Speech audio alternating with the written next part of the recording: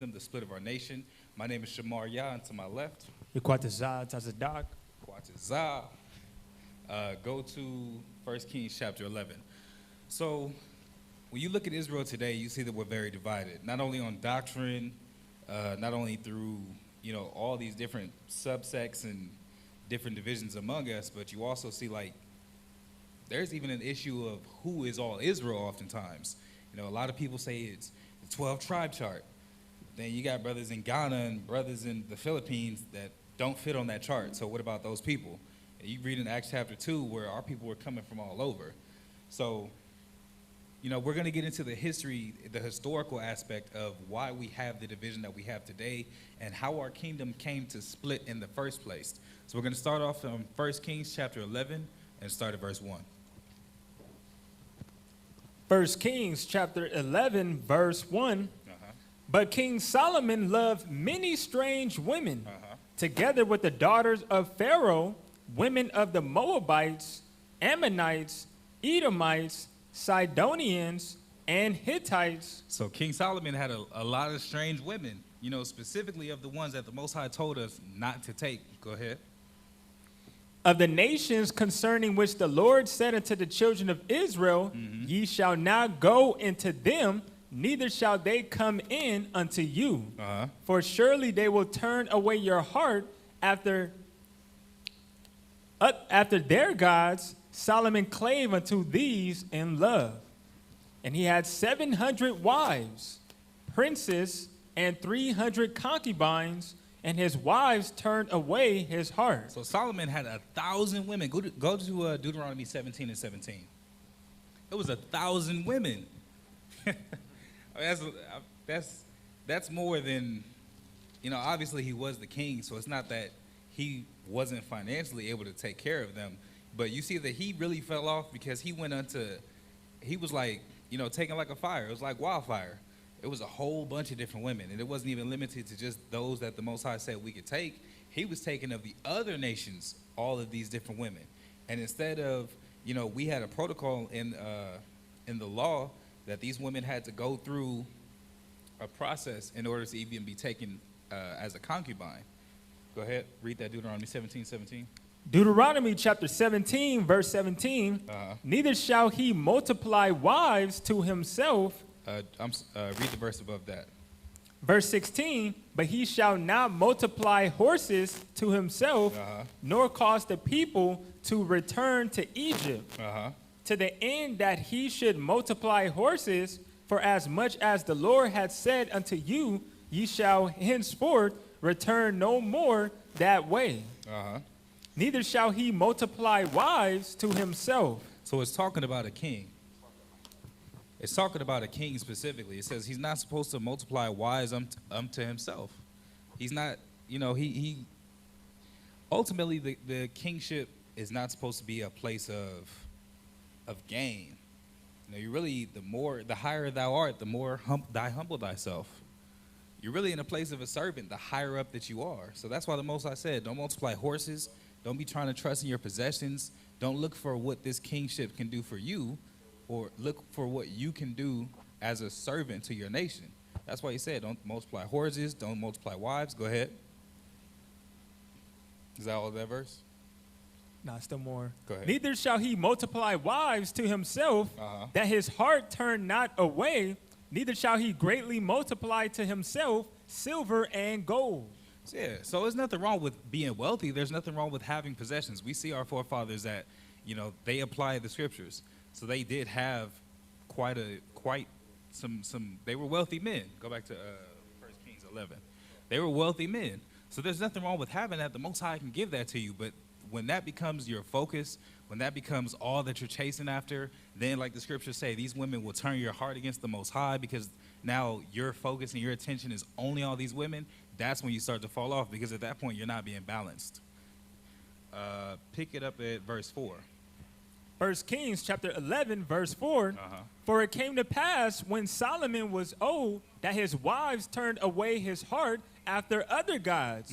And his heart was not perfect with the Lord his God, as was the heart of David his father. And that's why the Most High says stay away from these women, because eventually they're going to press upon you. The same way that your wife an Israelite woman is going to press upon you, and eventually there's some things that she's going to be like, man, all right, these women is doing the same thing. And if you got 1,000 of them, let's just say, you got 50, 60 women that's all coming to you asking for the same thing. As he got older, and he eventually started folding, he started cracking, he started giving them the things that they was asking for. But that was sin unto him, and it wasn't just him that was affected, it was the whole kingdom, because he was building altars and groves, places of worship, high places, so everybody was affected by those things. There was a lot of wickedness in the land. Read on. Verse 5, for Solomon went after Ashtaroth, the goddess of the Zidonians, and after Milcom, the abomination of the Amorites. And Solomon did evil in the sight of the Lord, and went not fully after the Lord, as did David his father. Then did Solomon build an high place for Chemosh, the abomination of Moab, in the hill that is before Jerusalem, and for Molech, the abomination of the children of Ammon. So now you see, because he had those kinds of wives. He had Ammonites that had an Ammonite culture, and they worshiped a particular god. And because they didn't really go through any kind of process of shedding off their old lifestyle, they came into Solomon's house, into, the kingdom of Israel with that same mentality, with those same practices. And as opposed to them losing their practices, Solomon inherited those wicked ways, started, having some respect and some reverence to those other gods, because he started building temples. And like I said, it's not like only his gods were, or only his wives were limited. Don't you think that they talked to the other women? Don't you think that they walked amongst the people? And they walked amongst the people as princesses and queens. So what do you think that other people are going to want? Or what effect do you think that's going to have on Israelite society? Other people are going to start following as well. Go ahead. And the Lord was angry with Solomon, because his heart was turned from the Lord God of Israel, which had appeared unto him twice, and had commanded him concerning this thing, that he should not go after other gods. But he kept not that which the Lord commanded. Wherefore the Lord said unto Solomon, for as much as this is done of thee, and thou hast not kept my covenant and my statutes which I have commanded thee, I will surely rend the kingdom from thee, and will give it to thy servant. So that's when the Most High told him. He was like, man, you went off. Solomon had a lot of wisdom. Solomon started off doing a lot of good in Israel, but slowly but surely, as he started to have all those wives, people in his ear, his wives coming unto him, asking for these things, that's when he started to go off. And the Most High was mad. The Most High was pissed. He said, man, because you did this, I'm going to take the kingdom from your hand. I'm going to give it to your servant. Read on. Notwithstanding, in the days I will not do it for David thy father's sake, but I will rend it out of the hand of thy son. So the Most High told him, he said, you know what, because your dad was that dude, and because I have so much love for him, I have that relationship with him, he said, I'm not going to do it to you. I'm going to wait until you have a son, and I'm going to do it in his days. Go ahead. Howbeit, I will not rend away all the kingdom, but will give one tribe to thy son, for David my servant's sake, and for Jerusalem's sake, which I have chosen. So the Most High was like, man, I'm tired. I'm mad. He was frustrated. And he said, the only reason why I'm not doing it is because of the rapport or the relationship that I had with David. I'm not going to do that because you his son. It's the only thing that's stopping me. He said, but when you get old and you pass and your son comes up, he said, I'm going to do it in his days. Go ahead. And the Lord stirred up an adversary unto Solomon, Hadad the Edomite. He was of the king's seed in Edom. Then you see, and I reasoned with this as I was reading it, like, man, the Most High would stir up our enemies. And you would think, if the Most High is saving us, he doesn't, do you think, really, if we're blowing trumpets, we're praying unto the Most High, holding fast, weeping and mourning, you think the Most High wants to stir up our enemies? But he just gets to a place where it's like, man, Israel is being so rebellious, they're forsaking me.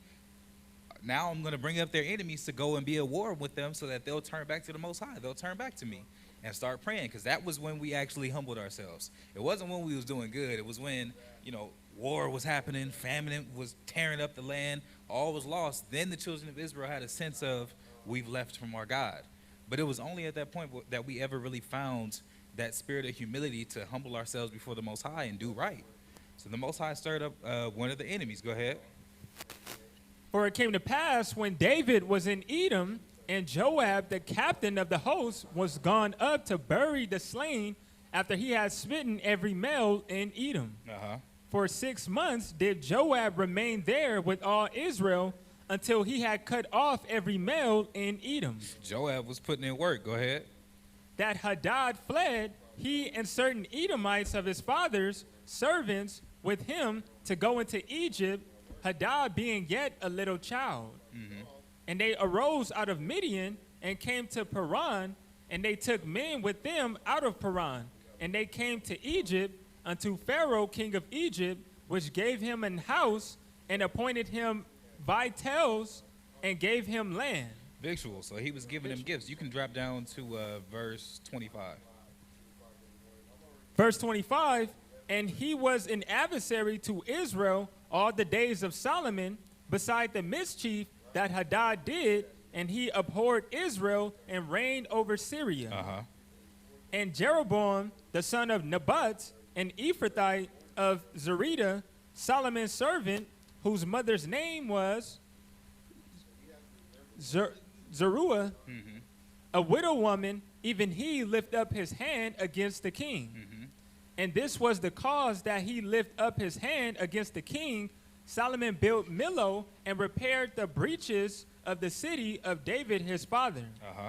And the man Jeroboam was a mighty man of valor, and Solomon, seeing the young man that he was industrious, he made him rule over all the charge of the house of Joseph. So Jeroboam, Solomon saw that he was a man of valor. You know, he was a strong brother. He had tendencies of a man of war. He saw that about him, and he put his aces in places. He put him over, you know, all of the charge of the house of Joseph. Go ahead. And the man Jeroboam was a mighty man of valor, and Solomon, seeing the young man that he was industrious, he made him ruler over all the charge of the house of Joseph. And it came to pass at that time when Jeroboam went out of Jerusalem that the prophet Ahiah the Shilonite found him in the way, and he had clad himself with a new garment, and they two were alone in the field. So, and remember, the Most High had just told Solomon, he said, for the sins that you've done, for all the things that you did with these strange women, the temples, the incense, all these things, he said, I'm going to tear it out of your hand, and I'm going to give it into the hand of your servant. So this Jeroboam is that servant. He's already in Solomon's house. You know, Solomon even took notice of him. He's like, man, this is a man of valor. He's industrious. This brother got a, you know, he's an asset. He's a good asset. I'm gonna put him in charge. I'm gonna put him over the house of the charge of the house of Joseph. And then when Jeroboam was in the field with Ahijah, read verse 30. What happened? And Ahijah caught the new garment that was on him and rent it in 12 pieces. Caught him by the garment, tore the garment up in 12 pieces. But there was a reason for it. Go ahead. And he said to Jeroboam, take thee 10 pieces, for thus saith the Lord, the God of Israel, behold, I will rent the kingdom out of the hand of Solomon and will give 10 tribes to thee. So that was the word of the Lord through Ahijah. Caught him by the garment, he ripped it up, tore it in 12 pieces, and gave 10 pieces to him back. I'm pretty sure he was confused, probably mad. Can you imagine? He got on a brand new garment, somebody just, wow. But he said it was a purpose to it. He said, look, the Most High is going to give these 10 pieces to you, these 10 pieces representing the 10 tribes. And he said, you know, you're going to reign over the 10 tribes, the house of Joseph. Go ahead. But he shall have one tribe for my servant David's sake, and for Jerusalem's sake, the city which I have chosen out of all the tribes of Israel.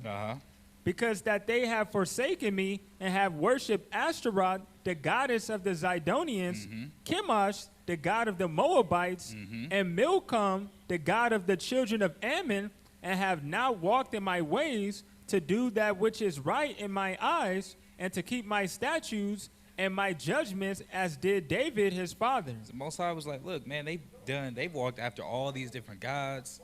They're not keeping the customs. You know, you can't just, worshiping a god is not just the thought.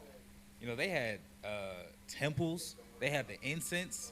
They had all these different customs that were coming up in Israel that were not after the Lord. So the Most High was like, man, look, I'm taking this kingdom. I'm giving this portion to you, and I'm keeping that one portion. Go ahead. Howbeit, I will not take the whole kingdom out of his hand, but I will make him prince all the days of his life for David, my servant's sake, whom I chose, because he had kept my commandments and my statutes. But I will take the kingdom out of his son's hand and will give it unto thee, even 10 tribes. So Jeroboam was being shown that the kingdom was going to be translated to him. It wasn't going to be kept by Rehoboam, which was Solomon's son. He said, I'm going to give 10 of these tribes to you, but these last 2 he's going to be able to keep because I chose Jerusalem and for David's sake. Go ahead. And unto his son will I give 1 tribe, that David my servant may have a light always before me in Jerusalem, the city which I have chosen me to put my name there. And I will take thee, and thou shalt reign according to all that thy soul desireth, and shall be king over Israel. And it shall be, if thou wilt hearken unto all that I command thee, and will walk in my ways, and do that is right in my sight, and to keep my statutes and my commandments, as David my servant did, that I will be with thee. He said, if you do everything, walk in my ways, keep the commandments. That's all the Most High has ever required of Israel. And so he was making him king. He said, I only got 1 request. I'll give you everything your soul desires. That's the same thing like when, after David and Uriah the Hittite's wife. And the Most High sent a prophet and spoke unto him, and he said, man, you're that man. The Most High told him, I would have given you anything. Hell, I already gave you so much. I gave you the house of your king. You know, I gave you put you in the position that you once served. And if you wanted more, I would have given it to you.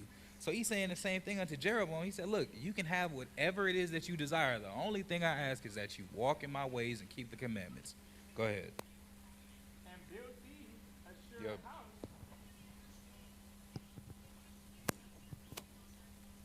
And build thee a sure house, as I built for David, and will give Israel unto thee. And I will for this afflict the seed of David, but not forever. Solomon sought therefore to kill Jeroboam. So Solomon, real quick, Solomon got frustrated. And that's one of the things that you'll see, like when Jake started going off, what did the scripture say? Pride before the fall. Like with King Saul, we always highlight the fact that when he was being prideful, when he started departing from the Most High, what did he seek to do? He understood that David was next up. So he tried multiple times to kill David. Solomon did the same thing. When Solomon started going off, he started, his pride started increasing. He's frustrated that he's going to lose this position that he's in. He sought to kill Jeroboam as well. Go ahead. And Jeroboam arose and fled into Egypt unto Shishak, king of Egypt, and was in Egypt until the death of Solomon. So he had to get out of there. Because he knew that Solomon was trying to kill him, he went into Egypt and stayed there until Solomon had passed. Go ahead. And the rest of the acts of Solomon and all that he did and his wisdom, are they not written in the book of the Acts of Solomon? At the time that Solomon reigned in Jerusalem over all Israel was 40 years. And Solomon was the last king to rule over all of Israel. After this, because of, the Most High said, I'm going to strip it from Solomon's hand. Because of those actions, the things that he did, the way that Israel had departed from the Most High, Solomon was the last king that ruled over all of Israel at the same time. And literally to this day, there has not been a physical king to rule over Israel because of these actions. Go ahead. And Solomon slept with his fathers and was buried in the city of David, his father, and Rehoboam, his son, reigned in his stead. Okay, so now we're seeing Rehoboam, his son. Go ahead. 12:1. And Rehoboam went to Shechem, for all Israel were come to Shechem to make him king. And it came to pass when Jeroboam, the son of Nebat, who was yet in Egypt, heard of it, for he was fled from the presence of the king Solomon, and Jeroboam dwelt in Egypt, that they sent and called him, and Jeroboam and all the congregation of Israel came and spake unto Rehoboam, saying, Thy father made our yoke grievous. Now therefore make thou the grievous servant of thy father, and his heavy yoke which he put upon us lighter, and we will serve thee. So all the people came unto him knowing that he was next up. He was the king's son. So they all came unto him. They said, look, your father, your daddy had us working. All the service that he had us doing, all the burdens that he laid upon us, he said, it's been grievous unto us. He said, just lighten it up just a little bit, and we'll serve thee. Go ahead. And he said unto them, depart yet for 3 days, then come again to me. And the people departed. And King Rehoboam consulted with the old men that stood before Solomon his father while yet he lived, and said, how do you advise that I may answer this people? And they spake unto him, saying, if thou wilt be a servant unto this people this day, and will serve them, and answer them, and speak good words to them, then they will be thy servants forever. So Rehoboam, all the people came unto him, and they asked him to lighten their burdens. So Rehoboam, he said, okay, give me 3 days, let me meditate on this, and I'll give you an answer. He goes and he consults with the men that were with Solomon. You know, these are elder men that have seen, you know, that were in the court with Solomon, that saw these judgments, that advised and counseled his father, and they're saying, look, if you be a servant unto the people, and this is scriptural, mind you, if you're a servant unto the people, answer them kindly, you're going to always get more flies with honey than with vinegar. If you be kind unto this people and lighten their burdens, they're going to serve you, because they're not going to be in a terrible situation where you're ruling with fear. This is going to be governed by love. It's going to be governed by the law. They're going to be eager to serve you. But what did he do? Verse 8. But he forsook the counsel of the old men, which they had given him, and consulted with the young men that were growing up with him, and which stood before him. And he said unto them, what counsel give ye, that we may answer this people, who have spoken to me, saying, make the yoke which thy father did put upon us lighter. So he went to his homies. He went to the young men that came up with him. Now, he's a young brother, so they all having conversations, and they're like, man, what do you guys think I should do? Go ahead. And the young men that were growing up with him spake unto him, saying, thus shalt thou speak unto this people that spake unto thee, saying, this people that, saying, thy father made our yoke heavy, but make thou it lighter unto us. Thus shalt thou say unto them, my little finger shall be thicker than my father's loins. So they told him, act a fool. Now, mind you, Solomon had 1,000 women. He was known amongst women. They must have, you know, obviously he was the talk of the town. 1,000 wives. Everybody, you know, he must have had some type of reputation. And so that when they considered and they were speaking amongst themselves, they was like, look, go out there, you're going to tell them that your little finger is thicker than your father's loins. This ladies' man, this man that had all these women, he done had 1,000 women that was in his royal court, tell him that your little finger is bigger than what he got. Go ahead. And now, whereas my father did laid you with a heavy yoke, I will add to your yoke. My father had chastised you with whips, but I will chastise you with scorpions. Damn. He said, he gave you a heavy yoke, I'm going to add unto it. He whooped you with whips, I'm going to whoop you with a scorpion. Could you imagine how much worse that is? If you get whooped, it's obviously going to sting, it's going to leave a mark, but it's like a sting of a scorpion. Can you imagine if you was disobedient, somebody just put a scorpion on your back? Think about what he's really saying. Like, man, I'm going to make this tremendously worse. I'm going to make it exponentially worse. And because of that, there was a consequence. Go ahead. So Jeroboam and all the people came to Rehoboam the 3rd day, as the king had appointed, saying, come to me again the 3rd day. Hold on. And so the people had come unto him, because remember he asked for that 3-day space. So now he has the 2 counsels that he's heard. The one has been from the elder men saying, be kind, lift these burdens off the people, serve them, and they'll serve you. And then he's got the young men who told him, nah, man, go out there and show your manhood. Go ahead. So Jeroboam and all the people came to Rehoboam the 3rd day, as the king had appointed, saying, come to me again the 3rd day. And the king answered the people roughly, and forsook the old men's counsel that they gave him, and spake to them after the counsel of the young men, saying, my father made your yoke heavy, and I will add to your yoke. My father also chastised you with whips, but I will chastise you with scorpions. Wherefore the king hearkened not unto the people, for the cause was from the Lord, that he might perform his saying, which the Lord spake by Ahijah the Shilonite unto Jeroboam the son of Nebat. So he made the wrong decision. And he said he spake roughly.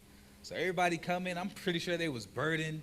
They've been living, I mean, think about somebody that might have been 30, 40 years old, been working the vast majority of their life. It's a new king. Oh, man, I hope he makes it easier. I hope that we finally have some sort of relief and that this can actually be Jerusalem, the city of peace. Next, you know, he answered roughly, angrily. Yeah, my dad made it hard. I'm going to make it harder. Go ahead. So when all Israel saw that the king hearkened not unto them, the people answered the king, saying, what portion have we in David? Neither have we inheritance in the son of Jesse. To your tents, O Israel, now see to thine own house. David, so Israel departed unto their tents. In verse 15, it said, so that the word of the Lord can be spoken, or excuse me, can come to pass. It said, this cause was from the Lord. So we're looking at the carnal aspect, but the Most High said, Most High told Solomon, I'm going to tear it from your hands. You may not be biologically here. You're obviously going to be deceased at this point, but your son is still a part of your house. He said, I'm going to tear it from your house. So now this is this son who's answering all of Israel, and the people are not liking to hear what he has to say. So they return to their tents. And they were like, man, what are we even doing here, basically? That was pretty much what they was asking. Like, what inheritance have we? What are we doing? We just working to die. We're just burdened and you know, going through tribulation. Go ahead. But as for the children of Israel, which dwelt in the cities of Judah, Rehoboam reigned over them. Then King Rehoboam sent Adoram, who was over the tribute, and all Israel stoned him with stones that he died. Therefore King Rehoboam made speed to get him up to his chariot to flee to Jerusalem. So Rehoboam thinking it's sweet. He's like, yeah, it's going to be tough. It's going to be horrible on y'all. He sent somebody to go get tribute, you know, basically to pay taxes to the king, and they stoned him. That old saying, don't kill the messenger, they killed him. It's like, man, we don't even send nobody around here talking about what you're talking about. It's going to be harder. So Rehoboam got the message. He got back in his chariot, and he fled up out of there. Go ahead. So Israel rebelled against the house of David unto this day. And it came to pass, when all Israel heard that Jeroboam was come again, that they sent and called him unto the congregation and made him king over all Israel. There was none that followed the house of David, but the tribe of Judah only. So you see there was that big split. You know, the 10 tribes of the house of Israel, they was rocking with Jeroboam. They was rocking with Jeroboam, and then Rehoboam was only ruling over Judah. Go ahead. And when Rehoboam was come to Jerusalem, he assembled all the house of Judah with the tribe of Benjamin and 180,000 chosen men, which were warriors, to fight against the house of Israel, to bring the kingdom again to Rehoboam, the son of Solomon. But the word of God came unto Shemaiah, the man of God, saying, speak unto Rehoboam, the son of Solomon, king of Judah, and unto all the house of Judah and Benjamin, and to the remnant of the people, saying, thus saith the Lord, ye shall not go up, nor fight against your brethren, the children of Israel. Return every man to his house, for this thing is from me. So Rehoboam went back and he gathered up an army. He was ready to go do some damage. But the Most High spoke to him through a prophet. He was like, look, man, don't go up there and fight your brethren, because this is what I'm ordaining to happen. Go ahead. They hearkened therefore to the word of the Lord and returned to depart, according to the word of the Lord. Then Jeroboam built Shechem and Mount Ephraim, and dwelt therein, and went out from thence, and built Penuel. And Jeroboam said in his heart, now shall the kingdom return to the house of David. If this people go up to do sacrifice in the house of the Lord at Jerusalem, then shall the heart of this people turn again unto their Lord, even unto Rehoboam, king of Judah. And they shall kill me and go again to Rehoboam, king of Judah. So Jeroboam, he started to realize, he was like, man, you know, if these people, if they start to go back into Jerusalem and they start making sacrifices, it's basically going to reunite the people. Because everybody, you can't really be enemies and y'all seeing each other every day, doing stuff together, having to offer sacrifices, having to travel. He was like, if they start to go back, they're going to want what they used to have, what this kingdom used to be, and they're going to join themselves unto the what is now known as the southern kingdom. They're going to join themselves unto Rehoboam. So he decided, if I can keep them from going to Jerusalem to sacrifice, then I can hold this power for myself. Go ahead. Whereupon the king took counsel and made 2 calves of gold. And he started going off. Go ahead. And said unto them, is it too much for you to go up to Jerusalem? He said, it is too much. He declared it like, it's too much. Don't That's do it. It's pride before the fall. He was worried about the kingdom. He wasn't really worried about the betterment of the people. Wasn't worried about the Most High. He was just worried about losing the position that he had grown so fond of. And remember, the Most High told him, all you got to do is keep the commandments. Whatever you desire, I'll give to you. But now he's like, nah, if they go up, they'll forsake me. They'll kill me. They'll do this. They'll do that. The scriptures say many have been overthrown by an evil suspicion. He didn't even have no proof. Didn't nobody, at least as far as what we can read and what we see, no one threatened him. No one gave him that impression. And ultimately, I'm not even guaranteed that he would have had to have died just for the kingdom to have been translated back to Rehoboam, the son of the king, the son of Solomon. But because he had that in his mind, and he was so convinced that it would be problematic if these people returned unto Jerusalem, read verse 28. What did he do? Behold, thy gods, O Israel, which brought... Hold it straight. Be kind. O Israel, which brought thee up out of the land of Egypt, and he set the one in Bethel, and the other put he... Jump back to top of 28. Verse 28, whereupon the king took counsel and made 2 calves of gold, and said unto them, it is too much for you to go up to Jerusalem. Behold thy gods, O Israel, which brought thee up out of the land of Egypt. So he went wicked and he went wicked. He went big. He was like, man, it's too much to go to Israel to serve the Lord. It's too much to keep them commandments the way that we've always kept them. He raised up 2 calves of gold. It's the same thing that the children of Israel did leaving Egypt. So them same gods, he brought them back. And he said, look, behold thy gods, which have brought thee up out of the land of Egypt. These are who you worship now. These are who you pay your homage to, who you offer your sacrifices to. Don't worry about going all the way up to Israel. That's too much, man. Look, you got the golden calves right here. Go ahead. And he set the one in Bethel, and the other put he in Dan. And he spread them out so the people didn't even have to travel far just to get to the golden calves. And this thing become a sin, for the people went to worship before the one, even unto Dan. And he made an house of high places, and made priests of the lowest of the people. Of the lowest of the people. So he totally forsook everything that the Most High had laid out. He created other gods. Damn. He had, and not only did he have these things for himself, he set them up for all of the people, that all the people could come and worship.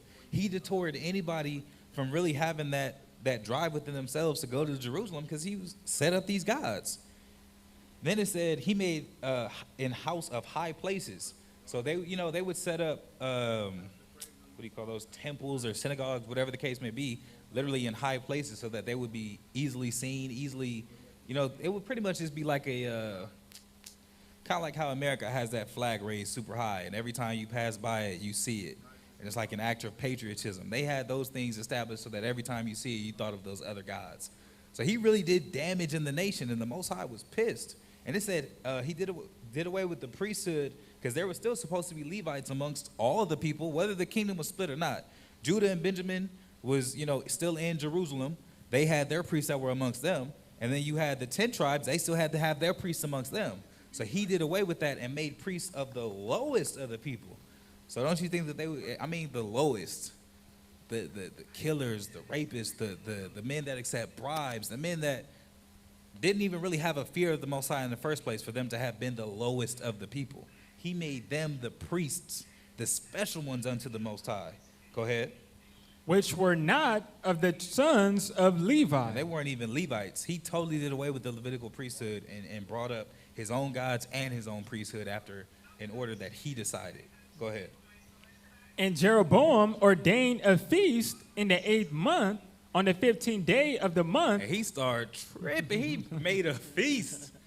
just pulling it out of his behind. He made a whole new feast. It said the 8th month, the 15th day of the month. But what was this like? Go ahead. Like unto the feast that is in Judah, and he offered upon the altar. Because the 7th month, 15th day of the month, that is tabernacles. So he sees that everybody's having this big feast in Jerusalem. Obviously, the people are going to want to be a part of that. So instead of, and that was one of the big three. The scriptures say, "In 3 times a year shall all thy males appear before the Lord." What those three is: Passover, Pentecost, and Tabernacles. He did away with that, eliminated the need to go to Israel. He said, instead of on the 7th month, 15th day, we're going to do it the 8th month, the 15th day. Don't go to Jerusalem. Don't offer those sacrifices. There's no need. We're going to do it right here. And you got 10 tribes of Israel. They were obviously, or more than likely, a vast majority population-wise. So if the population, the big population, is doing evil, then what's going to happen? But that's why scriptures tell you, follow not a multitude to do evil, because just because they had the numbers, look how wickedly they were behaving. You had a smaller portion of Israel that was in Israel, in Jerusalem, offering those sacrifices, still worshiping the Lord, still keeping the feast and honoring that covenant. And you had a larger portion of Israel that was doing wickedly. Go ahead. So did he in Bethel, sacrificing unto the calves that he had made, and he placed in Bethel the priests of the high places which he had made.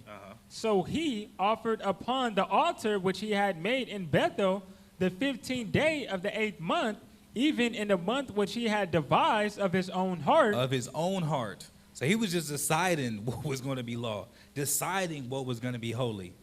Just was like, hey, you know what? Instead of doing that, do this. Instead of this day, make it that day. Instead of this order, make it this order. He was just doing whatever he wanted to because he was in that position of authority. Go ahead. And ordained a feast unto the children of Israel, and he offered upon the altar and burnt incense. Mm-hmm. And he offered upon the altar and burnt incense. So you see, he went off, and like I said, he went off hard. Where we at? 1 Kings. Let's jump over to chapter 14. Start at verse 1. Actually, I'm sorry. Drop down to verse 33. Wait. 1 Kings 13 and drop down to verse 33. Okay. 1 Kings chapter 13, verse 33. Mm-hmm. After this thing, Jeroboam returned not from his evil way, but made again of the lowest of the people priests of the high places, whosoever would, he consecrated him. It said whosoever would. So it wasn't even like there was a requirement. It was anybody. Whosoever would. Anybody that was willing to be a priest, he was like, come on, yeah, you got it. Go ahead. He consecrated him, and he became one of the priests of the high places.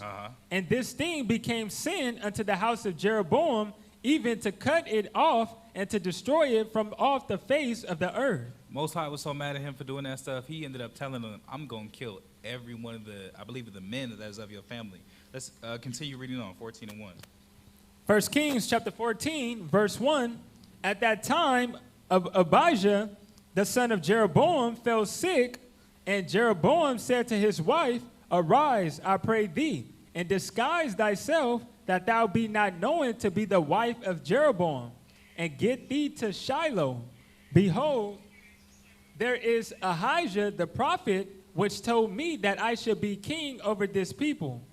And take with thee 10 loaves and cracknels and a cruse of honey, and go to him. He shall tell thee what shall become of the child. So now his son is sick.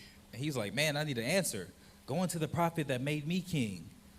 Not any old prophet. Go to the one that I might have a little bit of favor with and take these gifts.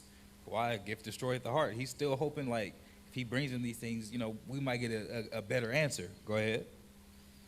And Jeroboam's wife did so, and arose and went to Shiloh and came to the house of Ahijah, but Ahijah could not see, for his eyes were set by reason of his age. So by this point, Ahijah the prophet, he was an old man. He was an elder man, and he couldn't see because he was so old.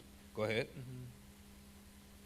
And the Lord said unto Ahijah, Behold, the wife of Jeroboam cometh to ask a thing of thee for her son, for he is sick.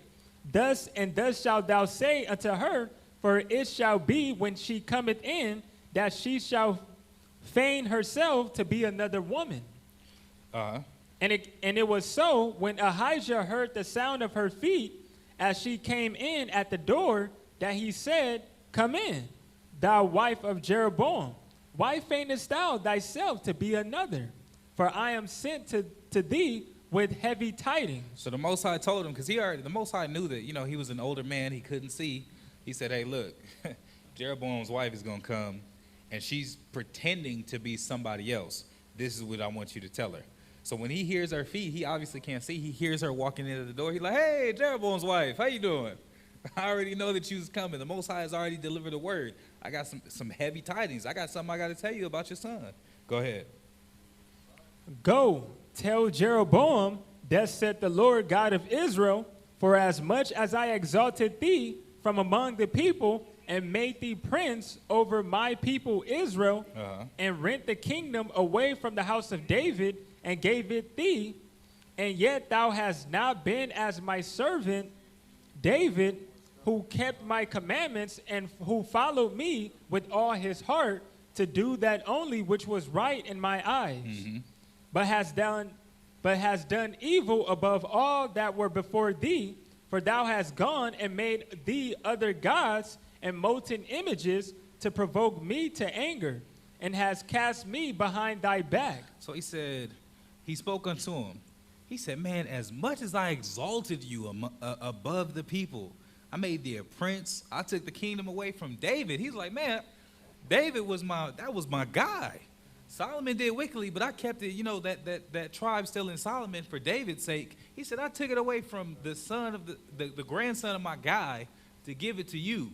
And I only asked that you would do right. He said, but you've done worse than all of them that came before you. The Most High was like, man, I basically could have just left it in Rehoboam's hand, because you're doing worse than him. You're doing wickedly.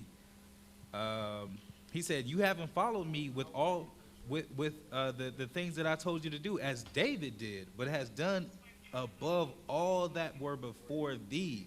He said, you made other gods, molten images to provoke me to anger, cast me behind thy back. He's like, you completely forgot about me. You just disregarded it.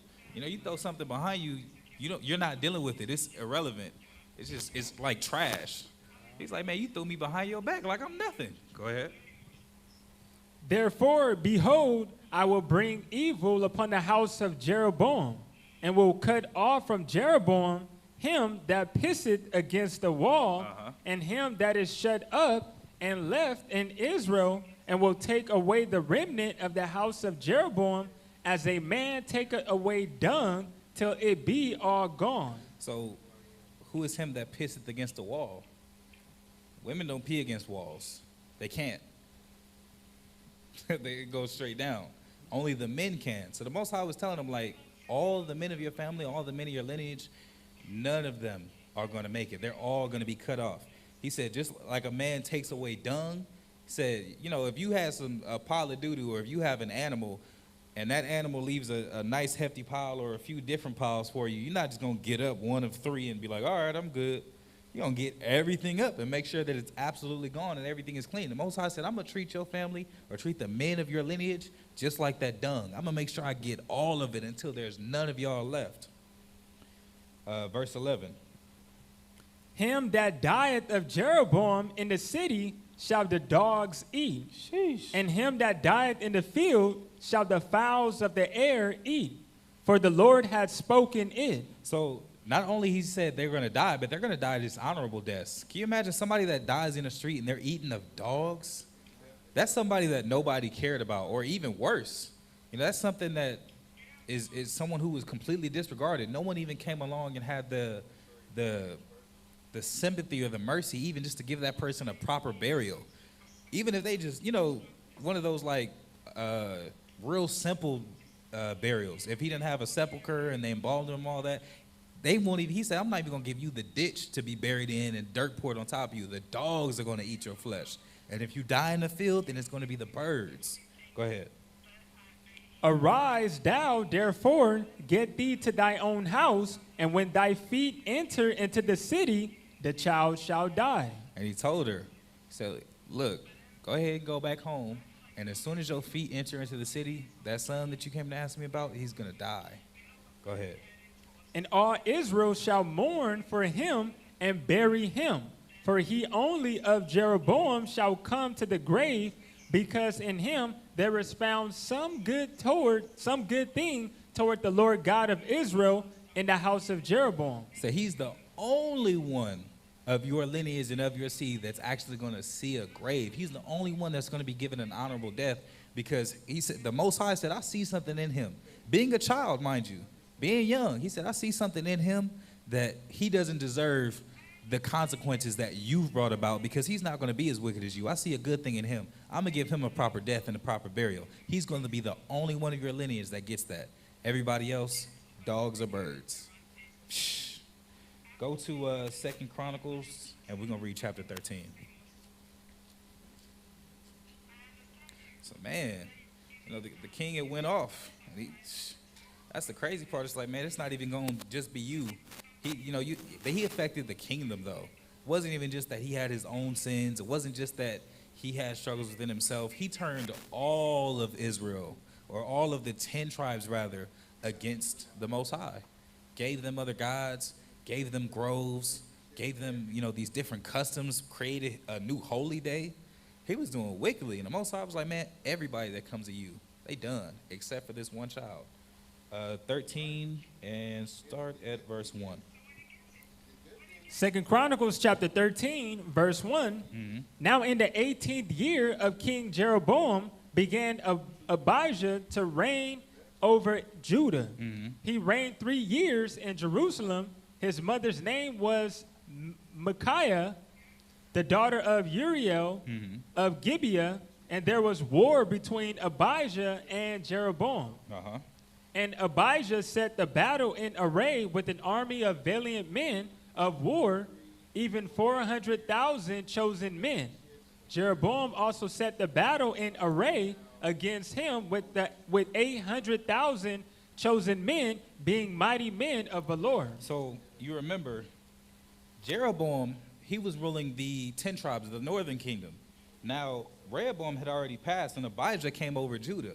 So now you see, like, there was a huge division. There was massive armies, hundreds of thousands of men, one coming out of what we now know as the northern kingdom of Israel, and one coming out of the southern kingdom of Israel, and they was going to war with one another. Go ahead.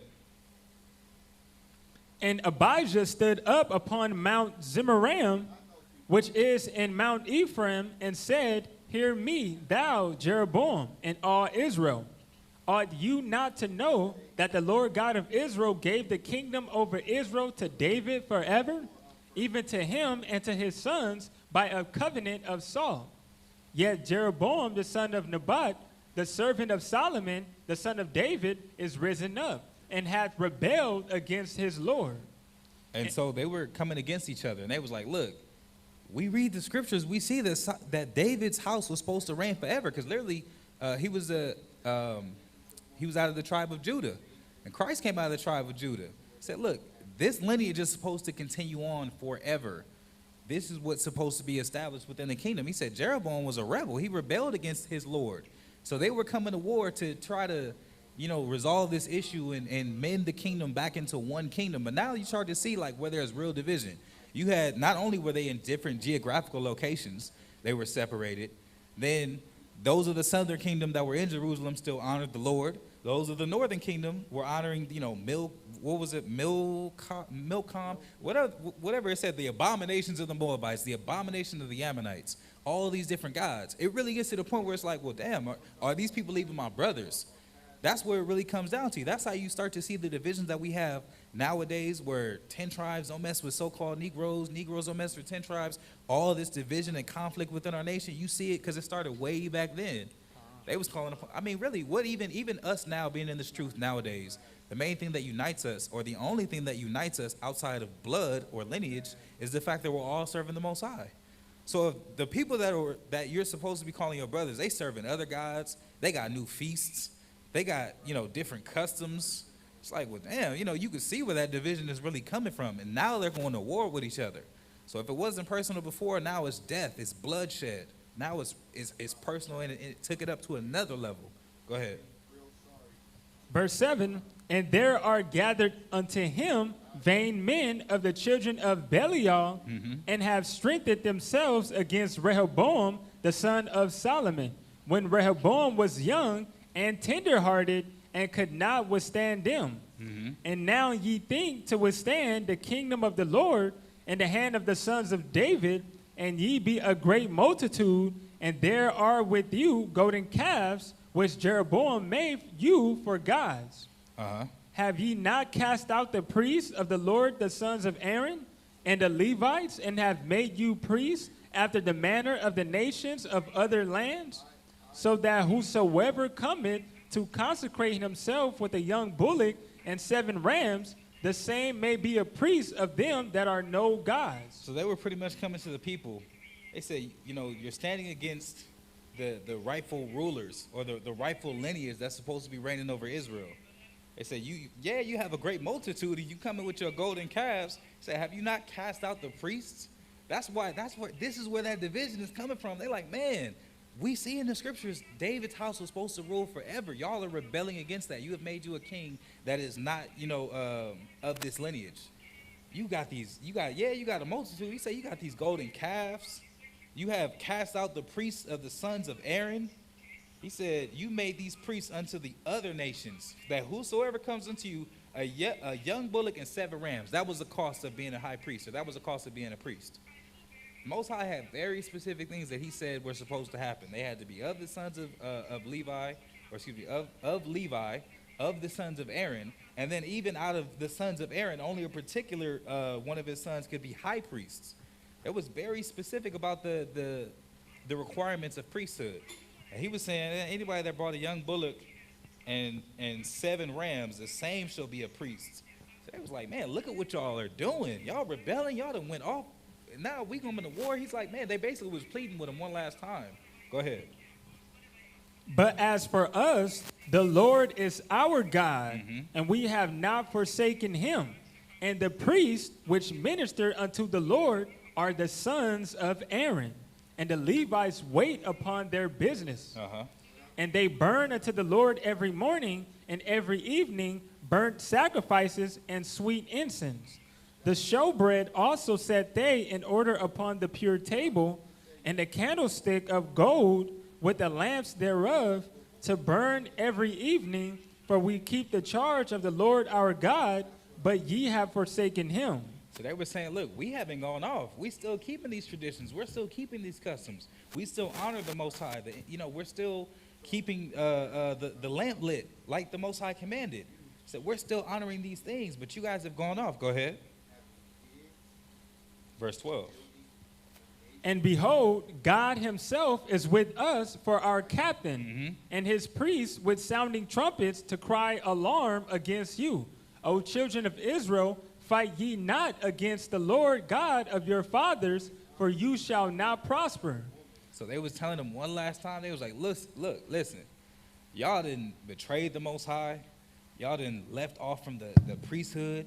You've gone unto other gods. You got these, these gods that you brought with you, these golden calves. They said, but look, we haven't done that. We haven't forsook the laws of the Most High. We're still keeping the priesthood. We're still making the sacrifices. We're still keeping the customs. They was like, look, man, don't do this. The Most High is with our captain. He said, you don't have to fight against us, but if you do, you're not going to prosper. Go ahead.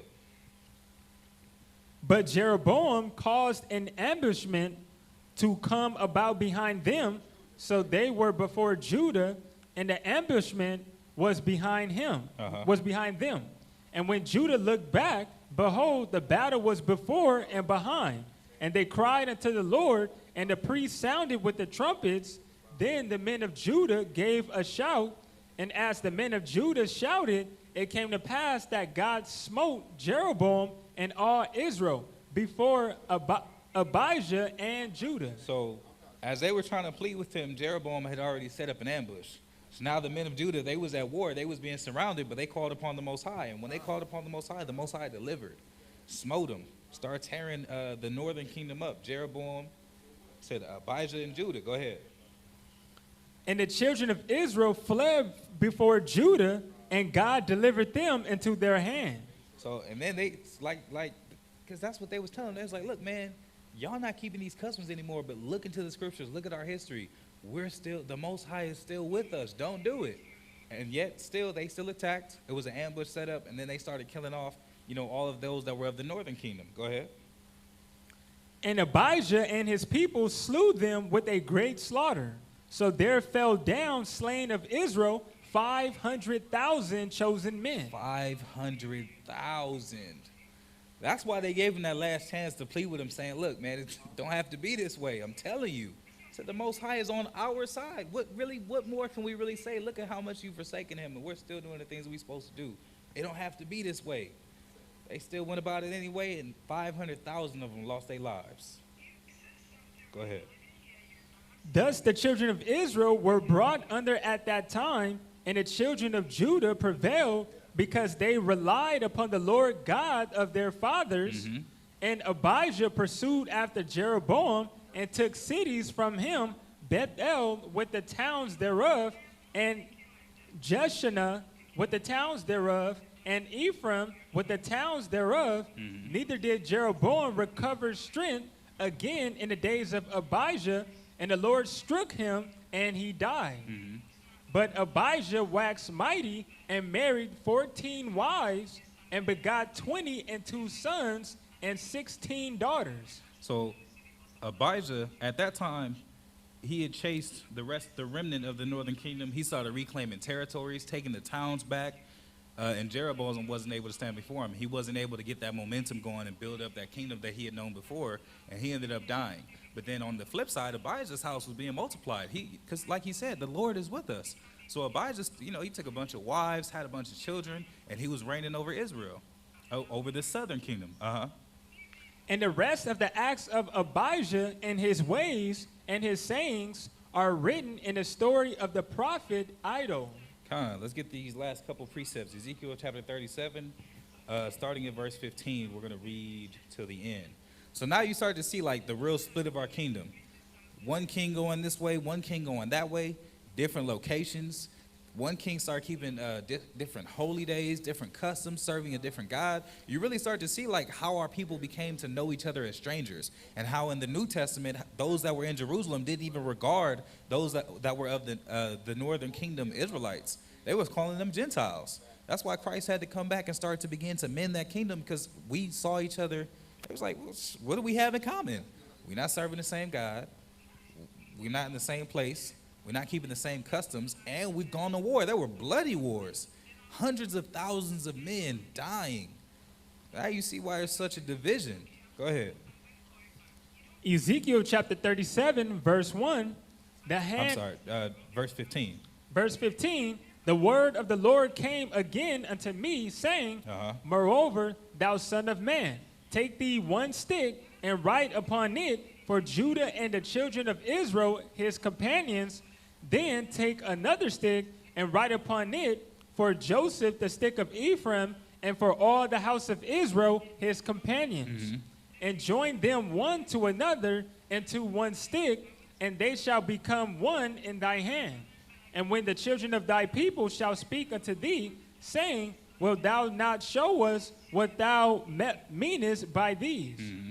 Say unto them, Thus saith the Lord God, Behold, I will take the stick of Joseph, which is in the hand of Ephraim, and the tribes of Israel and his fellows, and will put them with him, even with the stick of Judah, and make them one stick, and they shall be in one mind, in my hand.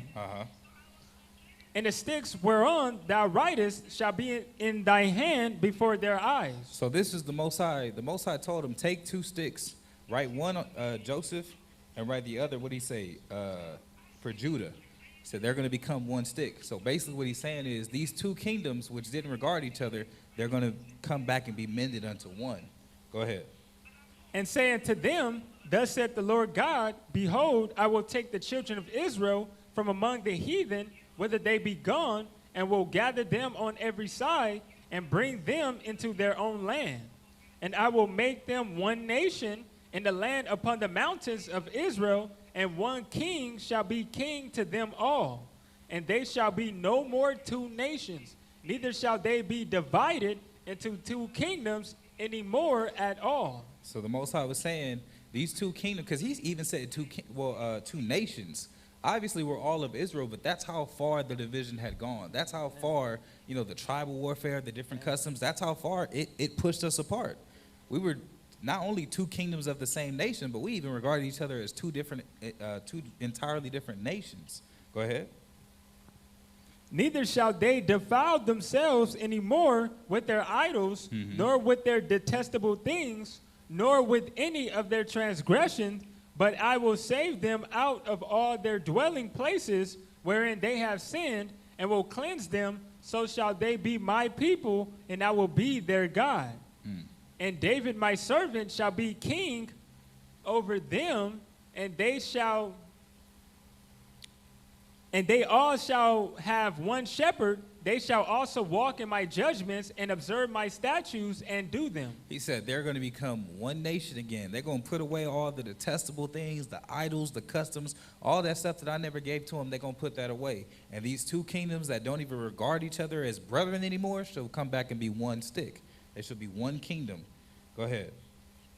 And they shall dwell in the land that I have given unto Jacob my servant, wherein your fathers have dwelt, and they shall dwell therein, even they and their children children's children forever. And my servant David shall be prince forever. Moreover, I will make a covenant of peace with them. It shall be an everlasting covenant with them, and I will place them and multiply them, and will set my sanctuary in the midst of them forevermore. My tabernacle also shall be with them. Yea, I will be their God, and they shall be my people. And the heathen shall know that I, the Lord, do sanctify Israel, when my sanctuary shall be in the midst of them forevermore. So now that's where we're at. We have our, we're basically doing this now. We're mending those two branches. We're coming back together as a kingdom, waking our people up, waiting on Christ. We've had our shepherd even prior times when Christ was going unto those that were not regarded. Because remember, they would ask him, like, you going unto Gentiles? You going and talking to them that aren't even of Israel? But Israel had been so cast out. That's why you see Israel was so damaged, Christ had to just give so much mercy. Remember the woman who had committed adultery 5 times, and they was trying to kill her, and he said, he without sin cast the first stone. He gave her mercy, because Israel wasn't even Israel by that point. Obviously, we're still of blood, but we walked in the ways of the Gentiles. We walked into the ways of the heathen. We didn't even regard our brothers and our sisters as our actual, as members of our nation. He said, all this is going to have to be done away with. They're going to put away their foulness. They're going to put away their wickedness. These two sticks shall be made one, and we'll have our king and our shepherd to come back and lead. Did you have anything you want to bring out? Nope. Fine. Well, with that being said, Israel, this is the conclusion of our class. Please like, share, and subscribe if you haven't already. Share this so that we can continue to educate our people. The gospel can be spread. We get that much closer to seeing this kingdom be repaired and getting out of this captivity. With that, I'm going to say shalom. Shalom.